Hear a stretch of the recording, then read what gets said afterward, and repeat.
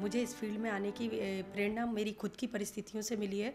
जैसे कि अगर मैं देखूं तो मेरी फैमिली में 39 हम लोग सिस्टर हैं, जिसमें से मुझे और मेरी छोटी वाली बहन को छोड़ के किसी एक लड़की ने भी कॉलेज की शक्ल नहीं देखी है। उसके बाद अगर हम चुनौतियों की बात करें तो एजुकेशन में भी काफ़ी सारी चुनौतियों का सामना करते हुए मैं आगे बढ़ी हूँ। और अभी एक नई पहल शिक्षा एवं समाज कल्याण समिति करके एक एनजीओ का हम लोगों ने रजिस्ट्रेशन करवाया है, और उस एनजीओ के माध्यम से हम लोग भोपाल के जो गरीब तबके के मुसलमान लड़कियां हैं खासकर, उनकी एजुकेशन को लेके फोकस कर रहे हैं, उनको गवर्नमेंट स्कूल के साथ जोड़ रहे हैं।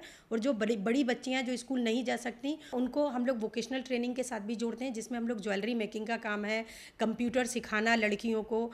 उससे हटके कुछ ट्यूशन क्लासेस भी चलते हैं, जिसमें हम उनको पढ़ाना और बैंक से संबंधित जो भी काम है वो सिखाना, एटीएम कैसे चला सकते हैं, रिजर्वेशन अगर कराना है तो उसका कैसे फॉर्म भरना है, इस तरह का भी हम उनको नॉलेज देने की कोशिश करते हैं। मैं 1992 से संगठन में जुड़ के काम करना शुरू की महिलाओं के बीच, और मुझे एक महिला होने के नाते महिलाओं के बीच काम करके बहुत हिम्मत मिली। मैंने साथ साथ पढ़ाई भी किया। आज मैं एमएसडब्ल्यू हूँ और मेरा एक अपना बच्चा है, और जिससे मैं काफ़ी खुश हूँ। और अपनी पहचान के साथ दिया संस्था अपना खुद का है, जिस पे मैं अपनी पहचान के साथ महिलाओं के साथ मिलके काम कर रही हूँ, महिला लीडरशिप पे।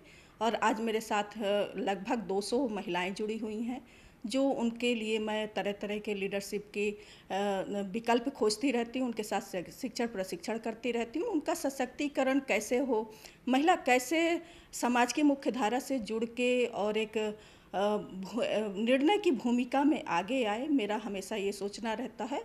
और कैसे मैं महिलाओं को आगे लाऊं, इसी पे मैं लगातार काम कर रही हूँ। मैं आसाम से आया हूँ और इस सेक्टर में पिछले 11 साल से काम कर रहा हूँ। और हमारा काम है चाय मज़दूरों के जो बाल बच्चे हैं और औरतें हैं, मज़दूर हैं, उनके साथ काम करना। उनके साथ हम काम कर रहे हैं, उनके स्वास्थ्य के ऊपर, शिक्षा के ऊपर काम कर रहे हैं और उनके अधिकार के ऊपर। तो पिछले 11 सालों में हमने बहुत सारे समूहों के साथ समूह गठन किए हैं और समूह का काम किया है। उनको प्रशिक्षण देते हैं और उनका जो लाइवलीहुड कैसे चलता है उसके ऊपर हम काम कर रहे हैं। और हमारा मकसद है कि एक चाय बागान के लोगों का एक परिवर्तन लाना और बेहतर उनका ज़िंदगी देना। मैं एक लैंडलेस फैमिली के हूँ और दलित फैमिली के। जब मैंने बचपन से ये जो डिस्क्रिमिनेशन होता है हमारे एक कास्ट को लेके, जेंडर को लेके, वो मैंने बचपन से महसूस किया। मेरा माँ को बहुत झेलना पड़ी, और इसको एक ताकत बना के मेरे को जैसे झेलना पड़े, बाकी महिलाओं को कैसे वो ना झेलना पड़े, इसीलिए हम पूरे महिलाओं को संगठन बनाते और महिलाओं को संगठन बना के उनके अस्मिता के जो बचाव के लिए हम लड़ रहे हैं।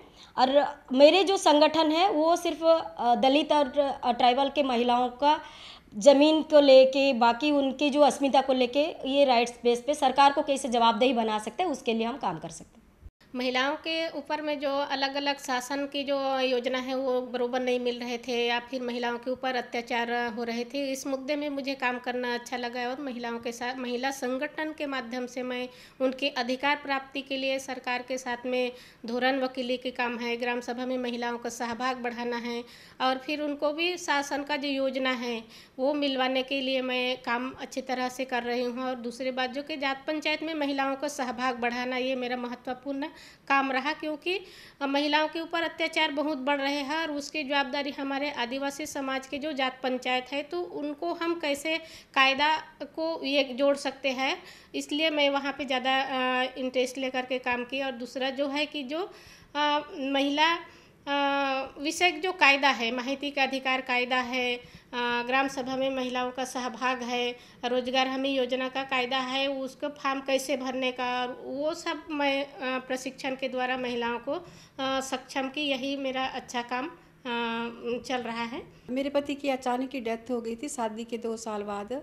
तो उसके उपरांत फिर मैं महिला मंडल से जुड़ी, सूत्रा की ब्रांच थी वहाँ पे। फिर उसके उपरांत लड़कियों की घटती संख्या के ऊपर नाटक किए। फिर उसके उपरांत सेल्फ हेल्प ग्रुप की महिलाओं को ट्रेनिंग दी, अकाउंट्स की, और 2005 से एक नारी शक्ति संगठन का कार्य शुरू किया। और आज हमारे साथ जो है वो 13,291 एकल महिला जुड़ी हैं। और आज जो है हम भी मतलब उनके साथ हम खुद भी अपने पाँव पे खड़ी हुए, और आज जो महिला हैं वो भी खुद अपने बच्चों का पालन पोषण कर रही है, और संगठन उनकी काफ़ी सारी हेल्प करते हैं। जो रीति रिवाज है उनको भी चेंज किया और अब अपने आराम से जी रही हैं। मैं खुद एक दलित बाहुल्य क्षेत्र से आती हूँ, जो हमेशा देखा कि वहाँ के क्षेत्र में हमेशा महिलाओं के साथ हिंसा होते रहा। तो पढ़ाई का जो प्रेरणा मुझे मिला वो नाना के द्वारा मिला, और दलित बाहुल्य क्षेत्र में काम करने का प्रेरणा रामदेव विश्वबंधु के माध्यम से मिला। और उसके बाद में जो वर्तमान में काम कर रही हूँ, महिला सशक्तिकरण को लेकर के काम कर रही हूँ, और बालिका शिक्षा, बालिका जो विवाह होती है कम उम्र में, उस पर काम कर रही हूँ। युवा आगे बढ़ सके इसके लिए उसके साथ में मिलकर के एक यूथ कमेटी का निर्माण कर रहे हैं, बालिकाओं के साथ भी कमेटी का निर्माण कर रहे हैं, ताकि आने वाले समय में बालिका लोग जो है सो मिल करके आगे एक नव समाज का निर्माण हो सके, समतामूलक समाज का निर्माण हो सके, इस पर काम कर रही हूँ। और जब से गरीबी से झेलते हुए और ट्रैफिकिंग से जूझते हुए मैं इस फील्ड में आई, और फिलहाल मैं अभी महिलाओं हिंसाओं को रोकने के ऊपर काम करती हूँ। जितने भी घरेलू महिला हिंसा के केसेस आते हैं मैं इसका काउंसलिंग करती हूँ। इसके अलावा मैं आदर्श सेवा संस्थान के एक कार्यकर्ता भी हूँ, और इसमें महिला अधिकार, बच्चों का अधिकार, आवास अधिकार के लिए काम करती हूँ, और अर्बन क्षेत्र में इनको संगठित करने का काम करती हूँ। ट्रैफिकिंग जो हमारे झारखंड के लोगों का एक बड़ा मुद्दा है, और लगभग 1.5 लाख लोग हमारे दिल्ली शहरों में आकर के आया का काम करती हैं, और ये हमारा जीता जागता उदाहरण के रूप में हमारे शहरों में देखा जाता है। प्रतिदिन लोग ट्रेन में बैठ करके दिल्ली आया करती हैं और दूसरे के घरों में आया का काम करती हैं। उनके साथ बहुत बड़ी शोषण, अत्याचार इत्यादि सहना पड़ता है। जब वो उनके आप बीती सुनाने लगती है तब हमें पता चलता है कि ये कितनी बड़ी समस्याओं को झेल रही है, और इसको हम लोग निपटने के लिए कई बार पूरे टीम आकर के दिल्ली से लड़कियों को वापस ले जाने का काम किया है। इसमें से एक बड़ा उदाहरण है कि वहाँ की छात्राएं जो इसके चंगुल में फंसती है, करीब कम से कम 9,000 10,000 रुपये में बेचे जाती है।